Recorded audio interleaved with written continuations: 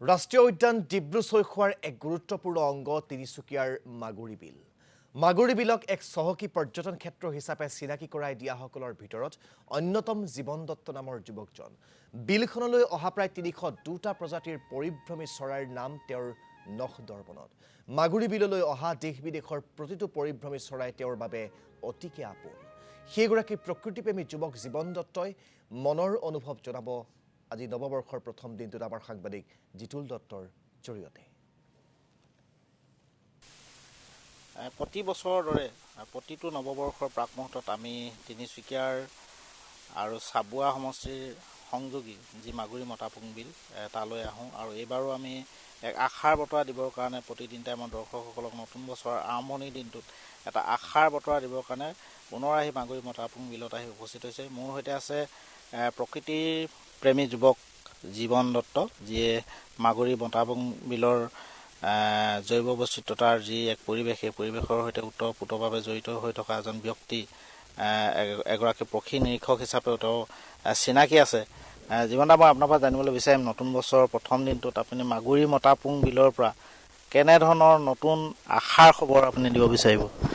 চাওক, নতুন বছৰৰ যিটো নৱবৰ্ষৰ মই ভাবোঁ সুন্দৰকৈ ৰূপায়িত কৰিব পাৰিব আৰু প্ৰকৃতিৰ যিটো অনন্য ৰূপ, যিটো পৰিভ্ৰমী পক্ষীয়ে হওক বা ইয়াৰ যিখিনি নেচাৰেল বিউটি হওক, নিশ্চয় ধুনীয়া এটা পৰিৱেশ উপভোগ কৰিব পাৰিব। নান্দনিক দৃশ্য আছিলে মাগুৰী মতাপুং এখন IVA প্লেচ, যিহেতু বিভিন্ন ধৰণৰ চৰাই চিৰিকটি ইয়ালৈ আহে।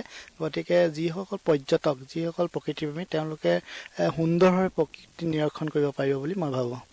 এইবাৰ যিহেতু ছিজনটো আৰম্ভ হৈছেই, এই মুহূৰ্তত কেনেধৰণৰ পক্ষী মাগুৰী মতাপুং বিললৈ আগমন ঘটিছে? যিহেতু প্ৰত্যেক বছৰ দৰে এই বছৰো চাইবেৰিয়া, নৰৱে, ইংলেণ্ড, ৰাছিয়া তেনেধৰণৰ ঠাইৰ পৰা এই চৰাইবিলাক মাইগ্ৰেশ্যন কৰে আৰু বিভিন্ন ধৰণৰ প্ৰজাতি যিবিলাক আগৰ যিখিনি আহি আছে বৰ্তমানলৈকে, সেই একেধৰণৰ প্ৰজাতিবিলাকে চৰাইবিলাক ইয়াত আহিবলৈ আৰম্ভ কৰিছে। আমি বিগত প্ৰায় 2 বছৰ ধৰি এটা বাতৰি সম্প্ৰচাৰ কৰি আছিলোঁ যে যিটো মেণ্ডাৰিন ডাক, যিটো কোৱা হয় বিশ্বৰ অন্যতম এটা ধুনীয়া চৰাই, আগমন ঘটিব আশা কৰিব পাৰিনে?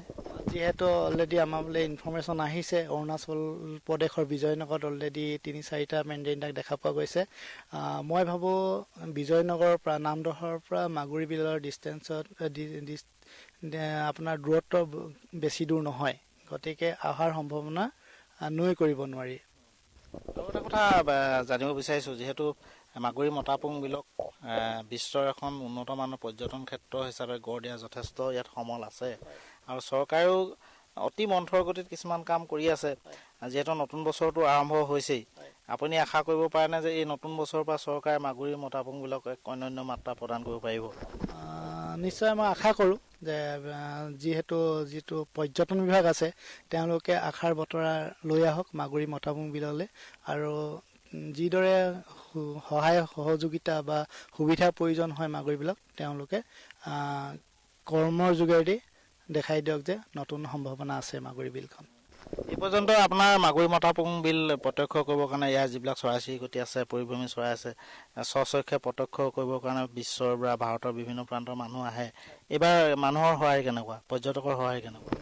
পৰ্যটকৰ সহায় নিশ্চয় ভাল দেখা পোৱা গৈছে। যথেষ্ট পক্ষীপ্ৰেমী ইয়ালৈ আহিছে আৰু নতুন যিহেতু 2 বছৰ একেৰাহে আহি থকা আপোনাৰ হোৱাইট চিক ষ্টাৰলিং বুলি যিটো চৰাই, তেওঁলোকে প্ৰত্যক্ষ কৰিছে আৰু বিভিন্ন ধৰণৰ চৰাই ইয়াত আৰম্ভ হৈছে, চৰাই চাব পৰা গৈছে, দেখা পোৱা গৈছে আচলতে। আৰু যিহেতু প্ৰত্যেকৰ মনত এটা সপোন থাকে, কিছুমান অনুষ্ঠান প্ৰতিষ্ঠানক লৈ বা কিছুমান সম্পদক লৈ সপোন থাকে। আপুনি যিহেতু পক্ষী নিৰীক্ষক হিচাপে অনবৰতে মাগুৰী মতাপুং বিল বা অৰুণাচলৰ বিভিন্ন যি পৰ্যটন চলি আছে, এইবিলাকৰ সৈতে জড়িত হৈ আছে, আপুনি কেনেধৰণৰ কি বাৰ্তা দিব বিচাৰে পৰ্যটকৰ প্ৰতি?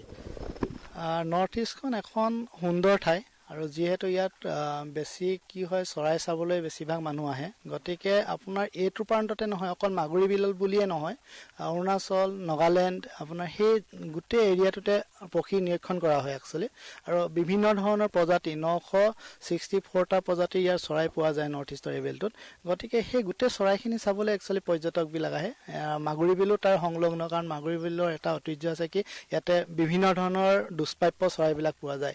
ইয়াৰ যিখিনি ঘাঁহনি স্পেচিছ আছে যেনেকৈ জাৰ্ডন বেবলাৰ মাছ বেবলাৰ তেনেধৰণৰ চৰাইবিলাক চাবলৈ আহে আৰু সুন্দৰভাৱে দেখা পোৱা যায় আৰু মই ভাবোঁ ধুনীয়া এটা ভাল পদক্ষেপ টুৰিষ্টসকল আহক ইয়াতে চাই পিনি তেওঁলোকে সন্তোষ ল'ব পাৰে চৰাইবিলাক মাগুৰী মতাপুল বিলক লৈ আপোনাৰ নিশ্চয় এটা ভাল সপোন আছে যিহেতু এটা নতুন বছৰ প্ৰত্যেকৰ এটা নতুন পৰিকল্পনা থাকে আপোনাৰ পৰিকল্পনা কি হ'ব এই মাগুৰী মতাপুং বিলক লৈ মাগুৰী মতাপুং বিলখন বিশ্বৰ এখন বিখ্যাত বিল ৰূপে স্বীকৃতি দিয়ক অলৰেডি IBA প্লেচলৈ হেৰি কৰিছে তেওঁ বুলি আৰু কৰণীয় আছে ৰামপাৰ চাইড ঘোষণা কৰিব পাৰে বিভিন্ন পক্ষী চৰাই যিহেতু ইয়ালৈ আহে আৰু এইখিনি ধুনীয়াকৈ সংৰক্ষণ কৰিলে মই ভাবোঁ অসমৰ ভিতৰতে এখন সুন্দৰ ঠাইলৈ পৰিণত হ'ব পাৰে জিতুল দত্ত আপোনাক এই মুহূৰ্তত ধন্যবাদ জ্ঞাপন কৰিছোঁ সেই যুৱকজনৰ মনৰ অনুভৱ আজি বছৰৰ প্ৰথম দিনটোত অসমবাসী ৰাইজক জনোৱাৰ বাবে